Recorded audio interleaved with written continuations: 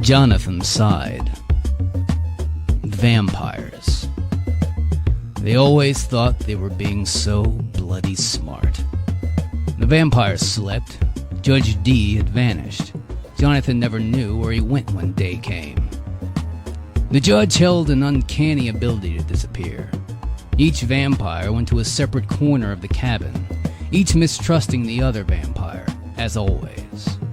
The prisoner was not in chains, but then he must have realized the futility of trying to escape the judge. Jonathan had found a corner, as far from the vampires as possible. He didn't trust them any more than they trusted each other, and did his best to fall asleep. But it was cold. He wrapped himself tight in his blanket, listened to the wind howling outside the snow and ice beating against the walls of the cabin. It was day outside now, but it may as well have been night. Jonathan slept. He dreamed. He dreamed of pastry. And the banging on the door woke him up. Banging was so loud and the voices outside, indistinct, sounded desperate. Open the door! Let us in! The judge was suddenly there. He looked at Jonathan and nodded. Why me? Jonathan said. The prisoner, Petro, sat quietly by the fire. The doctor, Rivera, was feeding on a live rabbit. He looked up with blood-stained lips. What? He said. The coachman was still asleep in a makeshift coffin. Open the door! Open the door! Please, Jonathan, the judge said. Jonathan got up reluctantly. He really didn't want to open that door. And he went, and he opened that door. And a warm, soft, somewhat smelly body fell into his arms. And he found himself looking into the very eyes of Fiona, a girl he'd met in the village. Oh, my hero, she said. She laughed, pushed him away, and went straight to the fire. Behind her came her mistress. Jonathan took a step back, then another. Lady Samantha, tall and stern, stood in the snow and looked down on him with disdain. Well, she demanded, aren't you going to invite me in? Jonathan said again. Are you a simpleton? I mean, be welcome in this cabin. Enter by your own free will. And so on, so forth. Shut the door, Rivera shouted. It's freezing. And Lady Samantha sniffed. Very well then, she said. She stepped inside and Jonathan hurried to shut the lock and door. Snow had drifted in and Jonathan's hands were frozen. He went to the fire and stood by Fiona. She likes you, Fiona said, rubbing her hands for warmth. You think? Jonathan said. No. Jonathan turned. He took in the scene. The dark cabin, the vampires like shadows standing frozen, Judge D, Dr. Rivera, the prisoner, the coachman, Lady Samantha. And he had a very bad feeling about all of this. Lock up a bunch of vampires together, and it was only a matter of time before someone became a corpse. And Judge D came and stood beside him. They withdrew into the corner and spoke softly. Do you trust them? Judge D said. Jonathan shook his head fervently. They could be after Petros. We can't trust not a single one of them. Not even the coachman. But why? Who is this Petros? Why does he matter? He matters to me, Jonathan. And I want him alive. Alive long enough to reach the executioner in Epinal. He turned to the assembled vampires. Listen to me. he said. The others turned, scowling. It's snowing hard. We're isolated here together, for the moment. When the snow eases, we will each go our separate ways. Until then, I want to know funny stuff. The prisoner is mine. Mine alone. And who is this prisoner? Lady Samantha said, looking confused. I am, Petros said, raising a hand meekly. Why? What did you do? I did nothing. It's Judge D. Well, then that's not fair, Lady Samantha said. You should let this man go, D. Stay out of this. You too, Dr. Rivera. I mind my own business. Do any of you play chess? To pass the time, you understand. Can I offer you a fresh rabbit? Oh, I'll take one. I'm famished. Rivera tossed her a rabbit. She sank her teeth into its neck. She sucked greedily. Delicious. No murders, Judge D said. We heard you. No poisons. No knives. No stakes through the heart. Oh, we heard you. And if you do, you will feel the might of my power. There is only one of you, though, Lady Samantha said.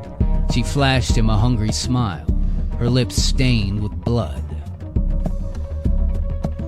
Excuse me, Judge D said, and Jonathan took a step back into the shadows. I said there was only one of you, Judge, Lady Samantha said. She dropped the rabbit. It flopped wetly on the floor. The lady bared her fangs. She raised her hands, and her fingers turned to long, sharp claws. And there are more of us. Jonathan saw the horror. The horror of how Dr. Rivera shed his polite countenance and joined the lady. He hissed, his face elongating in a long, ugly wolf snout. No games. No polite little mysteries to titillate your intellect, Judge D. Murder is something to be committed for a reason, not just to provide a corpse. The coachman, too, moved to join them. The three vampires moved on Petros with a singular intent. Grab him! What? Grab him now! The judge moved like lightning. Somehow the door was broken, and the snow burst in, and the fire went out. It all happened at once. Jonathan grabbed Petros. There were screams in the dark. Jonathan and Petros tumbled out of the cabin into the snow. The wind ripped at Jonathan's clothes like an icy finger. Fiona! He cried. Into the coach! Hurry.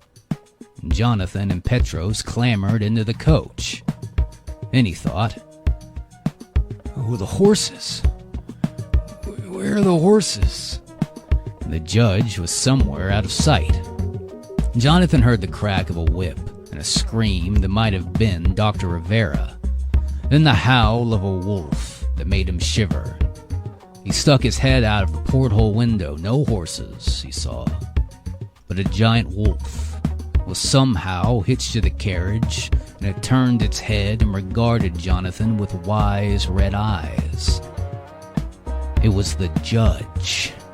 And the wolf howled wordlessly into the night, and then the carriage thundered away into the dark woods. Jonathan drew his head back into the carriage. That was a close one. Yeah, too close, someone else said. Jonathan screamed as the smiling Lady Samantha flashed a silver knife in the dark of the carriage. Then Petros said, no, and reached out. The lady's face froze in surprise. The knife clattered to the floor and the door opened as if its own accord. Lady Samantha flew back and vanished into the snow with a howl of outrage.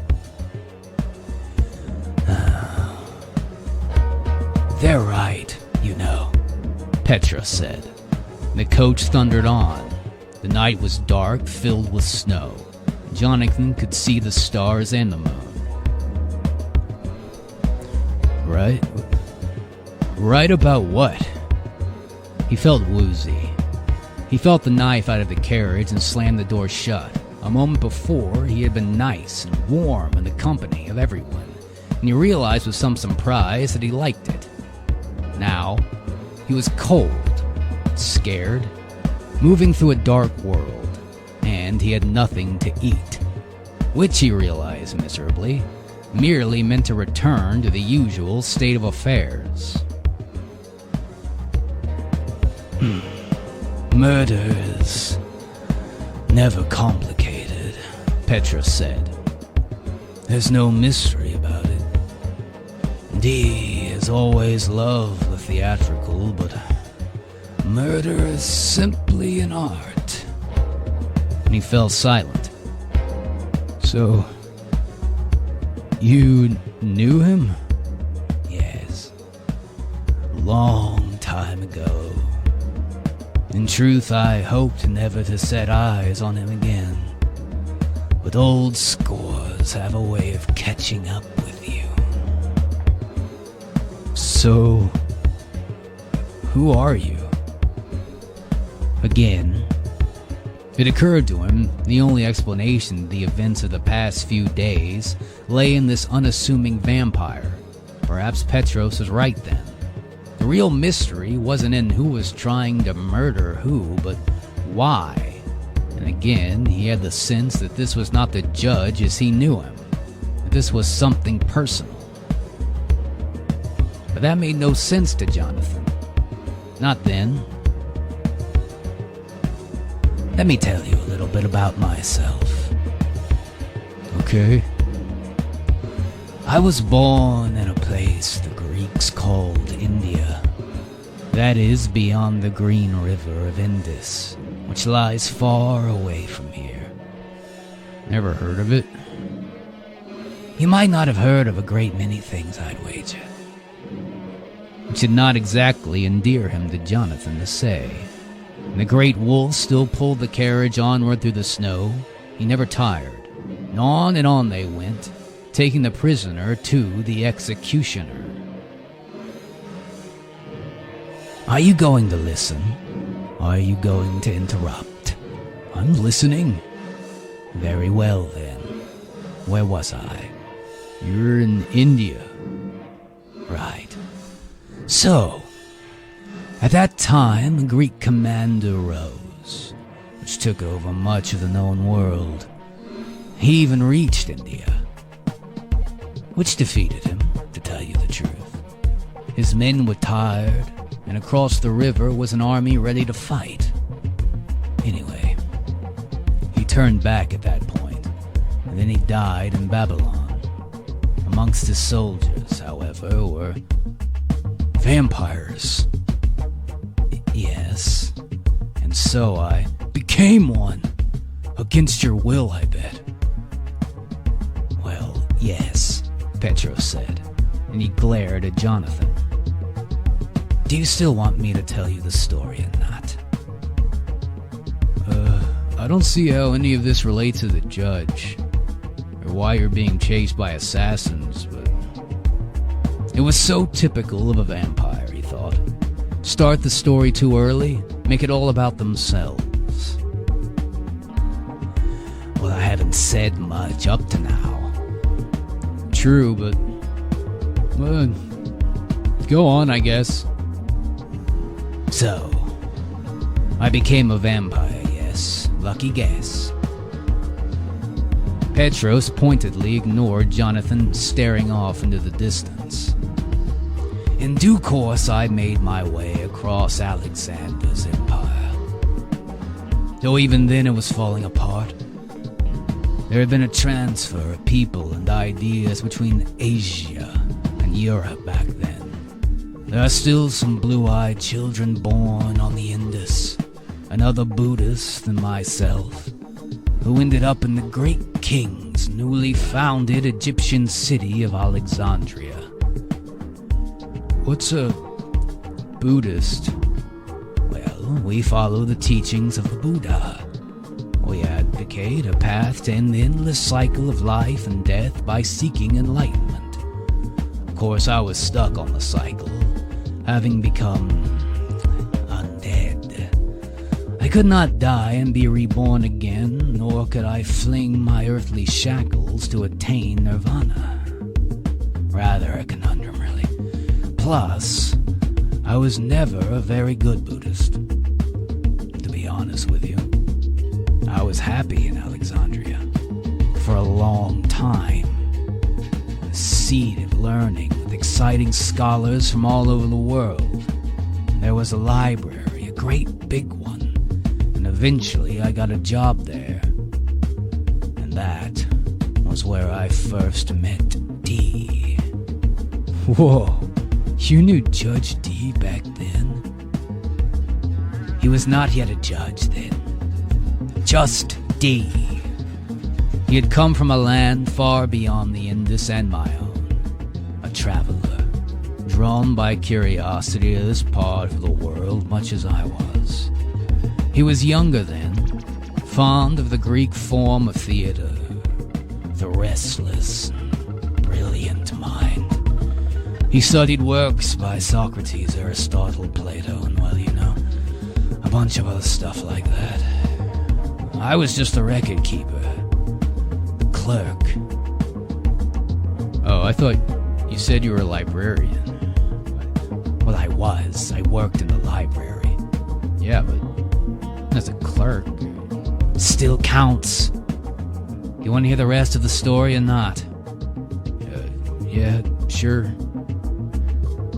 So, I worked in the library. It was a magical place, filled with all the knowledge of the world.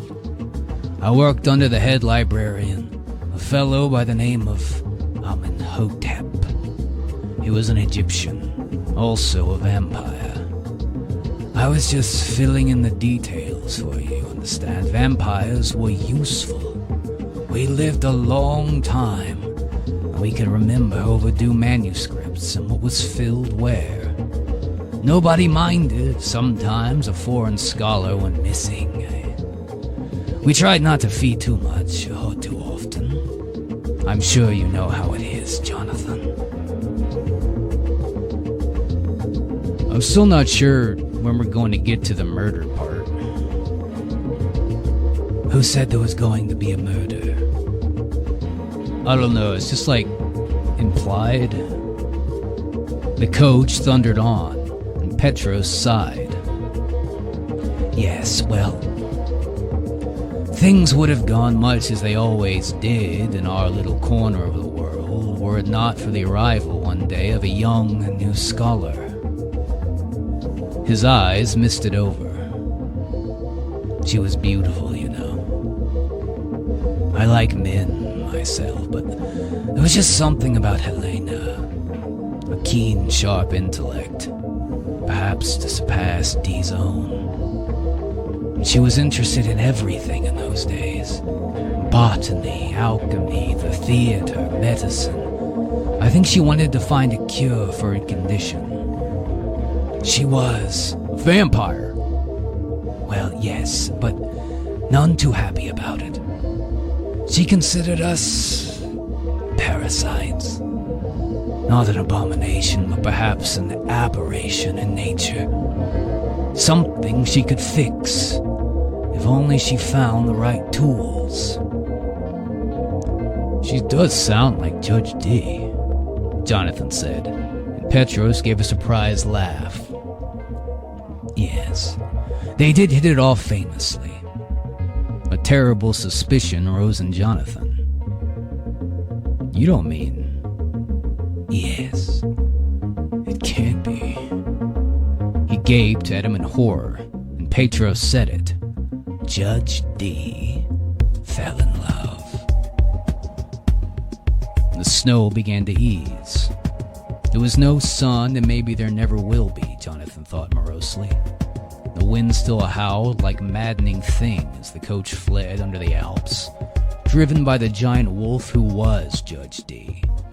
Jonathan still had no idea why they were taking Petros to the executioner of Epinal, nor why there were other vampires trying to stop them.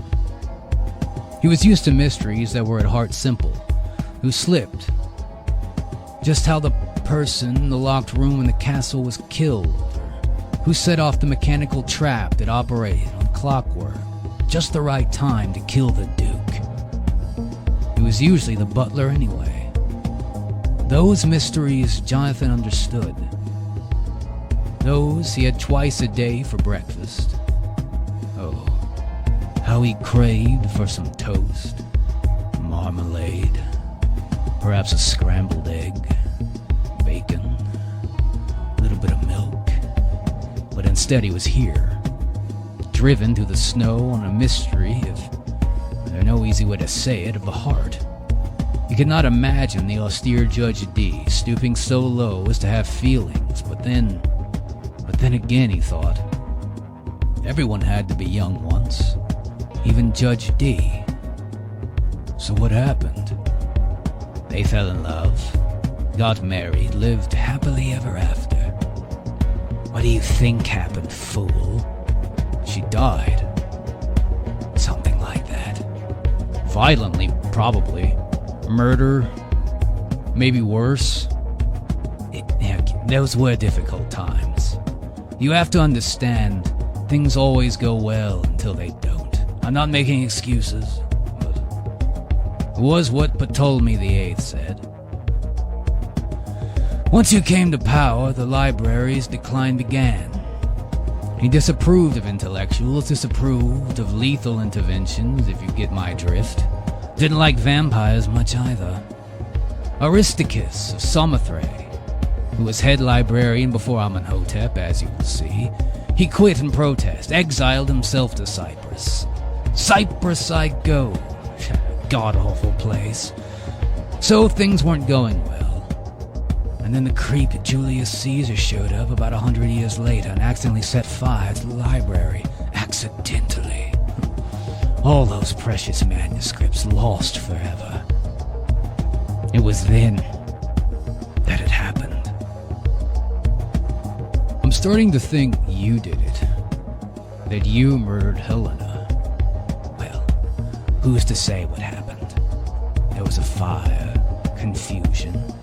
Anything could have happened, but D was not pleased. Well, I should think not.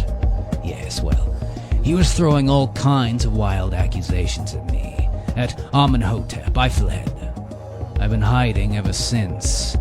He's crazy, your master. He's irrational. Judge D?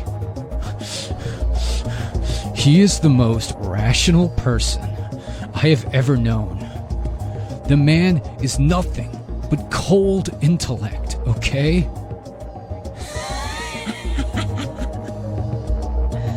Yes, he does like to give that impression, doesn't he? Oh dear. I think we've arrived. Jonathan looked out of the window. High on a hill stood a castle, glaring down on the town ahead like a malevolent bat with its wings folded. The town itself, nestled around a river, folded into the landscapes, looked equally uninviting. Its crude streets paved with uneven stones, and its houses leaning to like drunks attempting to evade the night watchman. Jonathan wasn't sure, but he had the distinct impression there were faces carved into the stone walls, and they watched the approach of the coach with what he felt was disapproval. They were almost to town. Then he heard a scream. Scream saying his name. Jonathan, save me. He gave a startled cry of his own. He peered into the snow, saw the girl, Fiona, hanging from a tree, her arms tied behind her back, noose around her neck.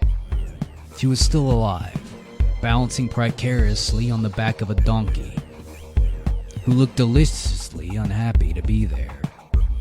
No doubt the donkey would soon bolt for freedom. No doubt Fiona would die.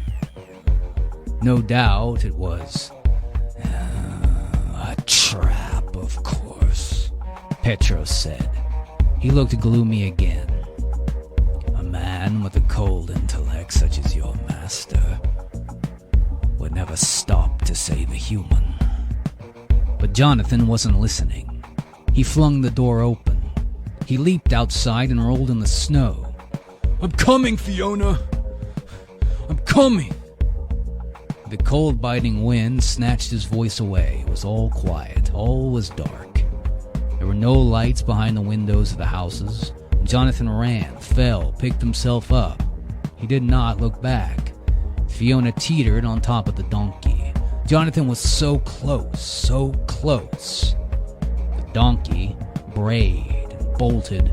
Fiona's scream cut short as she dropped. A huge, dark shape leaped into the air. It flew over Jonathan, tore the rope with an extended claw as though the rope was a mere thread, grabbed the falling Fiona in its teeth. Jonathan slid at last, knelt by Fiona as she lay in the snow against the hide of the giant wolf that was Judge D. Don't worry, I've got you. Two figures materialized in the snow. Dr. Rivera and the Lady Samantha, claws extended, fangs barred in delighted grins. They leaped onto the wolf, ready to terminate its existence at last. Why, Fiona? Jonathan said. He cradled her in his arms. She looked up at him. Oh, my hero. Jonathan tried not to look. The sound of tearing and snarling, of fury and fear. A bat shot away from the melee as though kicked by force, shrieked and hit the tree. It transformed into Dr. Rivera, slid slowly to the ground. There were only two of them. 3. Fiona pointed. The coachman, all in black, formed out of the mist. He strode to join the battle. Judge D was half wolf, half man. He fought wordlessly. The vampires he fought must have been very old, very powerful. As to take him on at all, at least Jonathan thought. I have to help him, he said. You'll only get yourself killed. She sat up, felt her neck. That was close. Is that the first time you've done that? Jonathan said. Oh no. We do the hanging thing about once a month. I'm a wanted woman, you know. There's a price on my head, and Lady Samantha likes to claim whenever she's low on cash. And every time I escape, the noose, the price on my head just goes up. It's a really good scheme. Well, what do you want it for? This and that. A couple murders, some armed robbery, arson, theft of holy relics, counterfeiting money, receiving and selling stolen goods, perjury, kidnapping, spot of blackmail here and there. You know, moral turpitude mostly. I thought you were, like, good? You thought I was good? Oh, you're so sweet. I serve a vampire, cutie. But they're not all, like, bad? She laughed, a genuine and warm laugh. Jonathan blushed. Jonathan? They're vampires. He couldn't argue that point. And besides, she remembered his name. A strange heat suffused him. He was barely paying attention to the battle between... Master! Jonathan cried. The judge was buried under the onslaught of his attackers. Snarls and hisses. The coachman was next to fly through the air and land in the snow. but he rolled and got up and darted back to the melee. Enough! The voice was ice cold, as sharp as a fishmonger's filleting knife. The fighting vampires stilled, even D. A small figure, clad in black, stepped out of the mist and glided over the cobblestones until it stood in the snow. It regarded the vampires coolly. One by one, Lady Samantha, Dr. Rivera, and the coachman moved aside and bowed their heads. The man and Judge D stood alone, regarding each other in silence. Who is that? Jonathan whispered. He was surprised to discover he was holding Fiona's hand. That's the big man. The boss, the top cheese. Did you say cheese? I really want some cheese. Fiona ignored him. He's the executioner of Epinal. You're kidding. Whoa. Fiona shrugged. They say he used to be a librarian or something. She reached in the bag and Jonathan saw she had hid on her person. She rummaged it and brought out a large chunk of hard cheese. Split it with you? And just like that, Jonathan fell in love.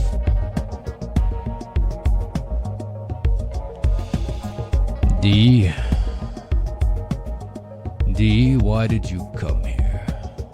The executioner of Epinal said. Amenhotep. It's been a long time.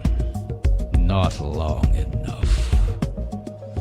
But since you are here, shall we retire somewhere a little more comfortable? I have no interest in comfort. You never did. I assume you brought Petros with you. I do. And he is proof at last, Master Amenhotep. Proof that you murdered Helena. You've always been so emotional, D. What a florid imagination you have. I had hoped my associates would have talked you out of this fool's errand. But I see they failed. He glared at Samantha and Dr. Rivera. You two were supposed to be the best. And we did pretty good. What was that? He said we did pretty good. Not good enough. Clearly. Well, what's done is done. Coachman, fetch my coach. Your coach? Jonathan said. Amenhotep turned an irritated gaze on Jonathan. Who do you think it belonged to? Now, why don't we settle this like civilized beings? Indoors. Be welcome in my castle. Enter of it of your own free will. There is still a law, is there not, Judge D? Or do you wish to settle this right here, right now? If so, just say the words. He showed his fangs. Jonathan had to remember that these were old vampires. Amenhotep might not look like much, but if the judge were to fight him, Jonathan wasn't sure he would win. He hoped the judge would accept. If they would go into a nice warm castle, or perhaps some sort of mayoral estate, thick carpets and warm fire and wine. He thought longingly of the wine. Don't talk to me that way. I am the law, Judge D said. He stood dark and alone against the snow. The shadows pooled all around him. Amenhotep hissed again. His claws lengthened and his eyes burned. You're a bore, D. And this has been 1,000 years. was coming for you." And he leapt through the snow, just as Judge D did. "Stop!" Jonathan cried. The two ancient vampires moved too fast for him to observe. Blood spattered on the snow. The others watched. And now Judge D, too, emerged into visibility. He wavered on his feet. "What? Helena isn't dead." There was blood on the judge's face. It looked a little like tears. "What?" Amenhotep sighed. "You're a smart fellow, but you can be pretty dumb, D." And he reached a hand out to the judge. The judge did not push it away. "Come along, fellows. Let's get out of the snow." And they trudged to the paved streets and onto a market square, and to a place that was, just as Jonathan thought, less like a castle and more a mayoral estate. But it did indeed have thick carpets and warm fire and ghostly servants palely loitering. The vampires sipped blood. Lady Samantha nibbled delicately on a servant. Jonathan accepted a glass of wine. He took a sip. The wine was good. He took another sip. Judge D sat quite overwhelmed in a comfortable chair. And Amenhotep looked ill at ease, standing with Petros. The fire was behind them, casting their shadows ahead. "What do you mean she's not dead?" "You must understand, it wasn't our fault. We were just, trying to help." "Precisely. It was for the best." "Exactly." The two vampires exchanged embarrassed glances. "The thing is, D, your love for each other was truly a thing to behold." "Truly." "But as the centuries passed, your interests, they drifted. Helena, she wished to cure the affliction of vampirism. She was drawn to the Greco-Buddhist teaching of the time and wished to find a way for others to get back on the wheel of life and death.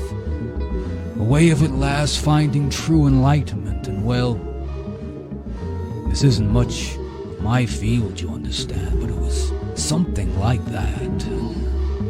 Personally, I never minded being a vampire. You get to read a lot of books, drain the occasional incompetent scholar of blood.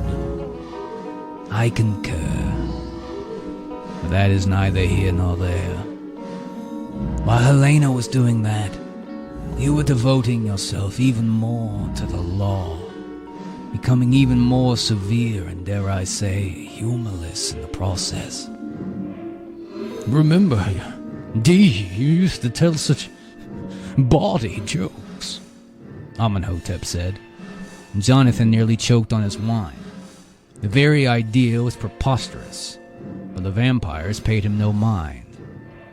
You were becoming an aesthetic, while she sought true life, and you dedicated yourself to undeadness. You were just growing apart, Amenhotep said. Judge D sat in a stony silence. Oh no, Fiona said, and she came to stand beside Jonathan. Made this for you? And when he looked, she was holding up 2 slices of bread with meat and cheese in between them. Whoa, you made me my favorite sandwich. I call it the Jonathan. Well, now you can call it a Fiona. And she smiled and took his hand. And then their faces were close together. And Jonathan's heart beat like it only did when he was being chased by monsters in the night. Somehow, Fiona was so warm, so there, and their lips met. And they kissed. Since the invention of the kiss, it is said, there have been just 5 kisses that were rated the most passionate, the most pure. This kiss wasn't one of them, it wasn't even close, but it felt like it to Jonathan. The thing is, Helena was very fond of you, Dee, and she didn't want you to suffer the slings and arrows of a broken heart. Judge Dee still said nothing. Jonathan couldn't see what slings and arrows had to do with anything. The library was in decline, and Helena needed to continue her research elsewhere. She didn't want to hurt you, so she did the most sensible thing she could think of. When Caesar's fire broke out, it seemed the very opportunity she was waiting for, you see. She faked her death and vanished.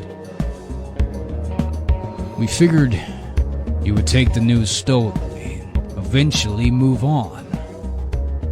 We didn't count on you blaming us for her death.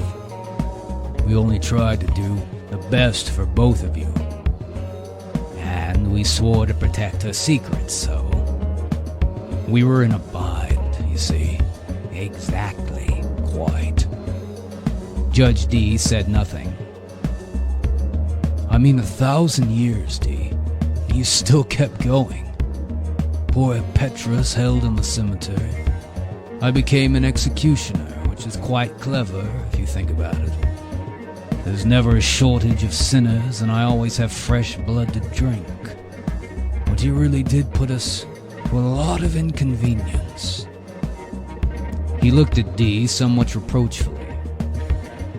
I see, Judge Dee said, and he sat there looking a little lost. Jonathan almost felt sorry for him. Judge Dee always solved the case, well, almost always. Do you know where she is now? Judge Dee said at last. No idea. Yeah, we never kept in touch. The other vampires, Dr. Rivera and Lady Samantha, and even the coachman seemed fascinated by the story so far. You know, the same thing happened to me once. It's never easy when they fake their own death, Dr. Rivera said, nodding energetically. Yes, it happened to me, too, once. I got over it naturally. Move on, don't you? Sometimes they turn on the ghosts and... Enough! Enough silence! It was Judge Dee. He stood up and formally bowed to Amenhotep and Petros. I will take no more of your time. Nonsense, Dee. Stay the night at least. Let the storms die out. Thank you. But I must press on. Jonathan, pack your bags. But Master, the storm. He thought for sure the judge would hurry him on, but he saw something change in Judge Dee's eyes. You're quite right, Jonathan. We will stay, of course. Thanks, old friends. I'm glad.